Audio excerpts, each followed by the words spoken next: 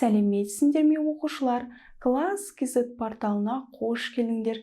Бүгін біз сендермен бірге 4-ші сыныптың қазақ тілі пәнінен сабақтарымызды жалғастыратын боламыз. Бүгінгі біздің сабағымыздың тақырыбы нәтиже сабақ «Мен не үйрендім?». Бүгінгі сабағымызда оқушылар «Менің отаным Қазақстан» тарауын аяқтап, тест сұрақтарына жауап беретін боламыз.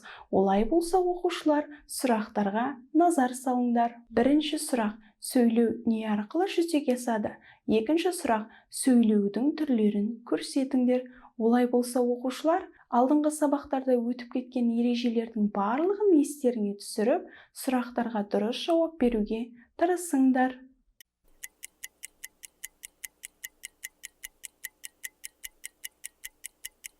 Сұрақтарға жауап беріп болсақ, онда тексерейік. Сөйлеу тіл арқылы жүзеге асады екен оқушылар.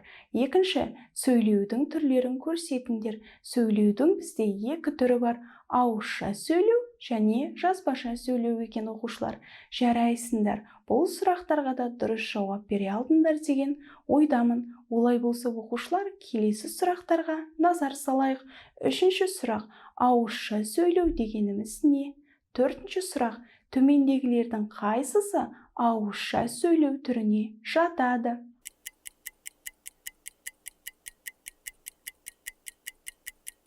Сұрақтарға жауап беріп болсақ, онда тексерейік. Ауызша сөйлеу дегеніміз, оқушылар, біз дыбыстап айтатын немесе құлағымызбен еститін сөйлемдер екен оқушылар.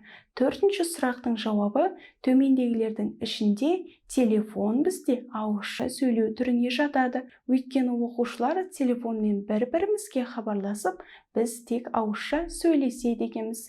Жарайсыңдар оқушылар, бұл сұрақтарға да дұрыс жауап бере алдыңдар деген ойдамын. Олай болса, келесі сұрақтарға назар салайық. Бесінші сұрақ: жазбаша сөйлеу дегеніміз не? Алтыншы сұрақ: төмендегілердің қайсысы жазбаша сөйлеу түріне жатады?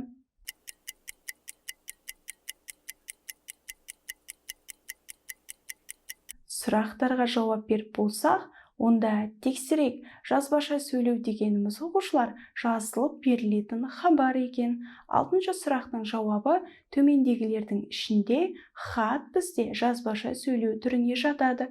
Өйткені оқушылар, хаттан алатын ақпараттардың барлығы бізде жазылып беріледі екен оқушылар. Сонымен оқушылар, бұл сұрақтарға да дұрыс жауап бере алдыңдар деген ойдамын. Олай болса, оқушылар, келесі сұрақтарға назар салайық. Жетінші сұрақ: монолог дегеніміз не? Сегізінші сұрақ: қазақ тілінде дыбыстар нешеге бөлінеді және оларды атаңдар. Сұрақтарға жауап беріп болсақ, онда тексерейік. Монолог дегеніміз, оқушылар, өзіне немесе тыңдаушыға қаратып айтылған жалғыз адамның, яғни бір адамның сөзі екен оқушылар. Сегізінші сұрақтың жауабы: қазақ тілінде дыбыстар екіге бөлінеді екен: дауысты дыбыстар және дауыссыз дыбыстар болып. Жарайсыңдар оқушылар, бұл сұрақтарға да дұрыс жауап бере алдыңдар деген ойдамын. Олай болса, оқушылар, келесі сұрақтарға назар салайық. Тоғызыншы сұрақ: дауысты дыбыстар өз ішінде нешеге бөлінеді және оларды ата? Оныншы сұрақ: дауыссыз дыбыстардың түрлерін көрсетіңдер.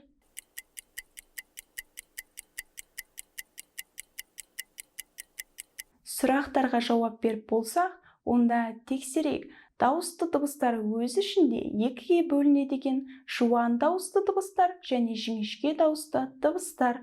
Дауыссыз дыбыстардың үш түрі бар екен: қатаң дауыссыз дыбыстар, ұяң дауыссыз дыбыстар және үнді дауыссыз дыбыстар екен оқушылар. Жарайсыңдар, бұл сұрақтарға да дұрыс жауап бере алдыңдар деген ойдамын. Олай болса, келесі сұрақтарға назар салайық.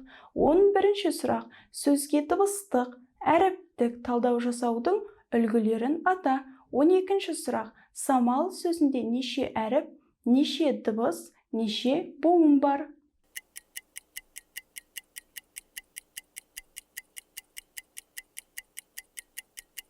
Сұрақтарға жауап беріп болсақ, онда тексерейік. Сөзге дыбыстық, әріптік талдау жасаудың екі үлгісі бар екен: ауызша талдау үлгісі және жазбаша талдау үлгісі. Самал сөзінде неше әріп, неше дыбыс, неше буын бар? Самал сөзінде оқушылар 5 әріп, 5 дыбыс, 2 буын бар екен оқушылар.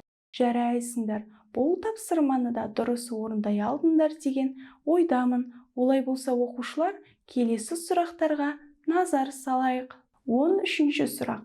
Сөз бен сөз арасында, түбір мен қосымша арасындағы дыбыстардың бір-біріне ықпал етіп, өзгеріп айтылуын немесе жазылуын не деп аталады? 14-ші сұрақ. Үндестік заңы нешеге бөлінеді және оларды атаңдар. Сұрақтарға жауап беріп болсақ, онда тексерейік. Сөз бен сөз арасында, түбір мен қосымша арасындағы дыбыстардың бір-біріне ықпал етіп өзгеріп айтылуын немесе жазылуын үндестік заңы деп атайды екенбіз оқушылар.